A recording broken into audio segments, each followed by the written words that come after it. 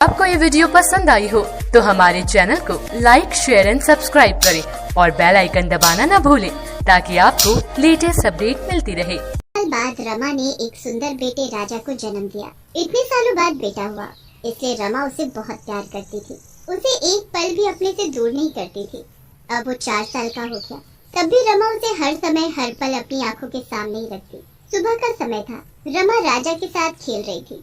तभी उसका पति निखिल उसे आवाज लगाता है, रमा, मुझे देर हो रही है काम के लिए, मेरे खाने का डब्बा दोगी क्या?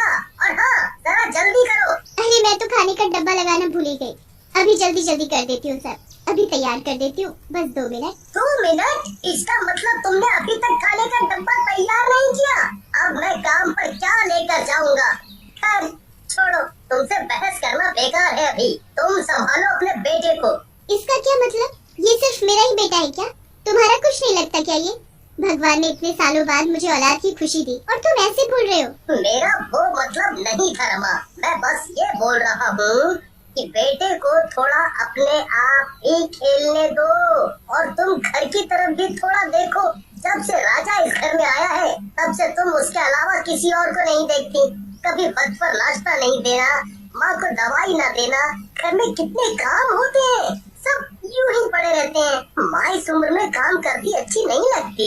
मुझे भाषण देने की जरूरत नहीं, मुझे पता है तुम सब मेरे बेटे से जलते हो। और हाँ, अब तुम्हें काम के लिए देर नहीं हो रही। हाँ, देरी तो मुझे पहले ही हो गई। ठीक है, मैं जानता हूँ। अब अपना और राजा का ख्याल रखना। इतना बोलकर निखिल काम के लिए निकल जाता है, पर रमा को निखिल की कही बात बहुत चुभ जाती है, इसलिए वो राजा को छोड़कर घर के काम में लग जाती है। जब तक घर का सारा काम खत्म नहीं हो जाता तब तक मैं राजा को हाथ नहीं लगाऊंगी। अरे जिसे देखो यही बोलता रहता है कि मैं कुछ ज्यादा ही लाड करती हूँ अपने बेटे को। मैं उसकी माँ हूँ तो भला क्यों ना करूँ। राजा आंगन में खिलौनों से खेल रहा था, तभी वो खेलते खेलते घर से बाहर चला जाता है और सीढ़ी से नीचे गिर जाता है। उसके रोने और चिल्लाने की आवाज सुनते ही रमा सब कुछ छोड़कर बाहर भागती है। राजा, मेरा बच्चा, मैं इसीलिए तुझे अपने से दूर नहीं करती थी कि कहीं तुझे चोट न लग जाए, पर तू कुछ बोलता क्यों नहीं? आंखें खोल राजा, आंखें खोल। तभी वहाँ पड़ोसन चालू आ जाती है। तुम्हारा बेटा तो आंखें ही नहीं खोल रहा रमा, कहीं से कुछ हो तो नहीं गया? ऐसा मत बोलो शालू, मेरे बेटे को कुछ नहीं हो सकता। उठ राजा उठ, तू उठता क्यों नहीं? अब मैं क्या करूँ? मैं एक तांत्रिक बाबा को जानती हूँ, तुम उनके पास चली जाओ, वो जरूर तुम्हारे बेटे को ठीक कर देंगे। उन्होंने कई मरे लोगों को जीवन दान दिया है, बहुत ही पहुँचे हुए बाबा है वो जरूर तुम्हारे बेटे को ठीक कर देंगे। रमा तुरंत बाबा के पास पहुँचती है। तुम्हारा बेटा अब इस दुनिया में नहीं है, ये मर चुका है। ऐसा मत बोलिए बाबा, मैं बड़ी आस लगा कर आपके पास आई हूँ।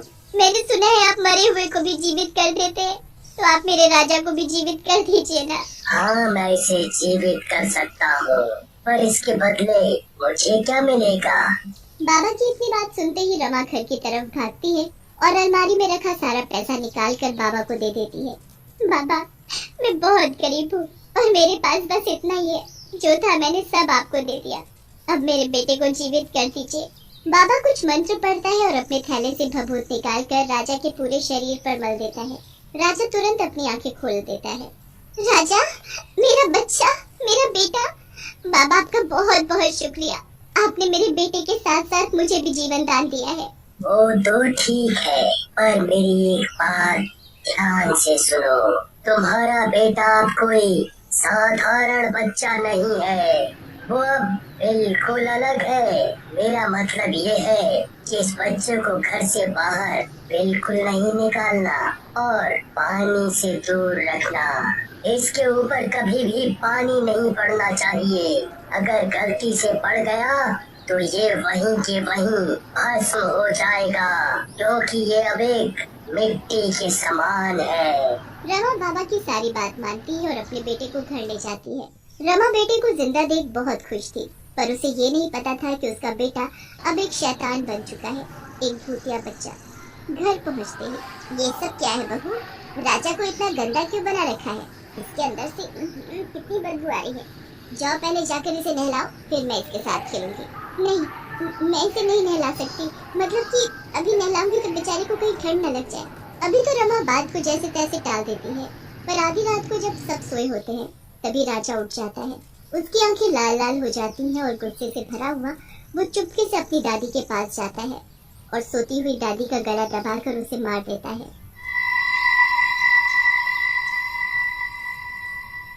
जब सुबह होती है, निखिल माँ भी इस दुनिया में नहीं है, वो हमें और इस दुनिया को छोड़कर जा चुकी है। निखिल ये सब क्या हो गया?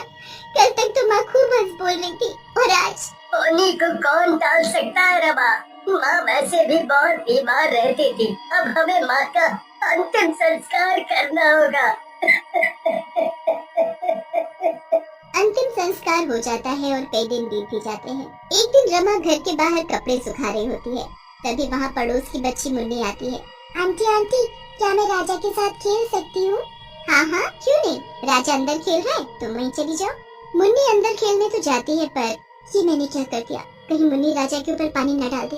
वो उसे गोद में उठाकर बाहर भी तो ला सकती है। नहीं नहीं, तांत्रिक बाबा ने मना किया था मुझे इन सब की। रमा दौड़ती हुई घर के अंदर जाती है तो हैरान रह जाती है। राजा भूत रूप में था और वो मुन्नी का गला पकड़े हुए था। आपको ये वीडियो पसंद आई हो तो हमारे चैनल को लाइक, शेयर एंड सब्सक्राइब करें और बेल आइकन दबाना ना भूलें ताकि आपको लेटेस्ट अपडेट मिलती रहे। मुंह धोने चली थी, दोबारा ऐसी हरकत मत करना लड़की। नहीं करूंगी, अब मुझे छोड़ दो, जाने दो। अगर राजा ने इसे छोड़ दिया तो ये मुन्नी सभी को राजा के बारे में बता देगी। मैं ऐसा नहीं होने दूंगी। राजा बेटा, इसे छोड़ना मत, नहीं तो ये तुम्हारे बारे में सबको बता देगी। ऐसा करो, तुम इसे मार दो। माँ की बात सुनते ही भूतिया बच्चा मुन्नी को मार देता है और रमा चुपचाप उसे उठाकर घर के पीछे गाड़ आती है। अगर किसी ने भी मेरे राजा के ऊपर पानी डालने की कोशिश की तो मैं और राजा उसे छोड़ेंगे नहीं, उसे मार डालेंगे। शाम का समय था। निखिल की आज काम से छुट्टी थी, इसलिए वो घर पर ही था। निखिल बड़े प्यार से राजा को बुलाता है। आजा मेरा बेटा, आज हम पूरा दिन अपने बेटे के साथ खेलेंगे, खूब सारी बातें करेंगे और घूमने भी जाएंगे बाहर। नहीं नहीं, बाहर नहीं, वो बाहर नहीं जा सकता। बाहर क्यों नहीं जा सकता? ऐसी क्या बात हो गई जो बाहर जाने से उसे मना कर रही हो? हम तो जरूर जाएंगे भाई। वो मैं इसलिए बोल रही थी कि हम ठहरे गरीब, हमारे पास दाल रोटी खाने के पैसे होते हैं बस। अगर ये बाहर गया तो खिलौनी चॉकलेट लेने की जिद करेगा, कहाँ से दिलाओगे उसे वो सब? ठीक है, नहीं जाएंगे, हम घर पर ही खेलेंगे। निखिल राजा के साथ खूब खेलता है, पर खेलते खेलते राजा अचानक अलमारी खोल देता है। अलमारी में उसके पैसे न देखने पर वो बहुत गुस्से में आ जाता है। रमा, रमा, इधर आओ जल्दी, पैसे तो मैंने यहीं रखे थे, फिर कहाँ गए सब? वो मैंने खर्च कर दिए, और अब ये मत पूछना कि मैंने वो पैसे कहाँ खर्च किए। खर्च कर दिए? वाह, ऊपर से बोल रही हो कि मैं ना पूछूं। मेरी जिंदगी भर की कमाई तुमने यूं ही खर्च कर दी। तभी निखिल गुस्से में रमा को थप्पड़ मार देता है, पर माँ को मार खाते देख राजा को ये सब अच्छा नहीं लगता, इसलिए वो गुस्से से लाल हो जाता है और फिर से भूतिया बच्चा बन जाता है और निखिल का गला पकड़ लेता है। मेरी माँ को मारने की हिम्मत कैसे हुई तुम्हारी पिताजी? अब मैं नहीं छोड़ूंगा, मार दूंगा तुम्हें। रमा, ये राजा को क्या हो गया? ये भूत जैसा क्यों देख रहा है? रमा, रमा इसे बोलो कि मेरा गला छोड़ दे, मेरा दम घुट रहा है। नहीं माँ, इन्होंने तुम्हें थप्पड़ कैसे मारा? इसका बदला तो मैं लेकर रहूंगा। तभी निखिल उससे अपने को छुड़ाकर बाहर भाग जाता है। भूतिया बच्चा भी उसका पीछा करते हुए बाहर चला जाता है। बाहर की रोशनी पड़ते ही बच्चा आग की तरह जलने लगता है। ये क्या? तुम्हें ये क्या हो रहा है? राजा, ये कैसे लगी तुम्हारे अंदर? मैं अभी कुछ करती हूँ। माँ, मुझे बचाओ, बहुत जल रहा है मेरा शरीर। माँ, रमा को कुछ समझ नहीं आता, इसलिए वो हड़बड़ाहट में उसके ऊपर पानी डाल देती है। भूत पर पानी पड़ते ही वो भस्म हो जाता है और राख में बदल जाता है। राजा, मेरा बेटा, ये मैंने क्या कर दिया? मैंने अपने ही हाथों से अपने बेटे को मार डाला। मैं कैसे भूल गई कि तांत्रिक बाबा ने मना किया था पानी से दूर रखने को तुझे। रमा निखिल को सब बता देती है। अगर वक्त पर तुम मुझे बता देती तो हम उसे तांत्रिक के पास नहीं, डॉक्टर के पास ले जाते, और जो पैसे तुमने तांत्रिक को दिए उससे उसका इलाज कराते, वो जरूर बच जाता। पर अब कुछ नहीं हो सकता, कुछ नहीं हो सकता। रमा की जिंदगी फिर से बेचैन हो गई। अब वो पैसों से भी गरीब और औलाद से भी गरीब हो गए। आपको ये वीडियो पसंद आई हो तो हमारे चैनल को लाइक, शेयर एंड सब्सक्राइब करें और बेल आइकन दबाना न भूलें ताकि आपको लेटेस्ट अपडेट मिलती रहे।